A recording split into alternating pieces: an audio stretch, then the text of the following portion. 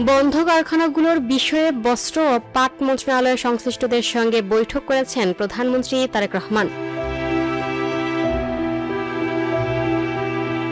সোমবার ৪ মে সকালে সচিবালয়ের মন্ত্রিপরিষদ বিভাগে এই বৈঠক অনুষ্ঠিত হয়। বৈঠকে বাণিজ্য, বস্ত্র ও পাট মন্ত্রণালয়ের মন্ত্রী খন্দকার আব্দুল মুক্তাদির, প্রধানমন্ত্রীর রাজনৈতিক এবং শিল্প বিষয়ক উপদেষ্টা রুহুল কবির রিজভী, বস্ত্র ও পাট মন্ত্রণালয়ের প্রতিমন্ত্রী শরীফুল আলম, বাংলাদেশ বিনিয়োগ উন্নয়ন কর্তৃপক্ষের নির্বাহী চেয়ারম্যান চৌধুরী আশিক মাহমুদ বিন হারুন সহ সংশ্লিষ্টরা উপস্থিত ছিলেন। গেল এপ্রিলে সংশ্লিষ্ট মন্ত্রণালয়ের মন্ত্রী জানিয়েছিলেন, বেসরকারি উদ্যোগে ৬ মাসের মধ্যে বন্ধ ৬টি সরকারি পাটকল চালু করা হবে। পর্যায়ক্রমে বন্ধ বাকি পাটগুলো চালু অথবা ইজারা দেওয়ার সরকারি সিদ্ধান্তের কথাও জানিয়েছিলেন খন্দকার আব্দুল মুক্তাদির। এতে করে একদিকে যেমন বিনিয়োগ বাড়বে, তেমনি রফতানি ও কর্মসংস্থান বৃদ্ধি পাবে বলে প্রত্যাশা সরকারের।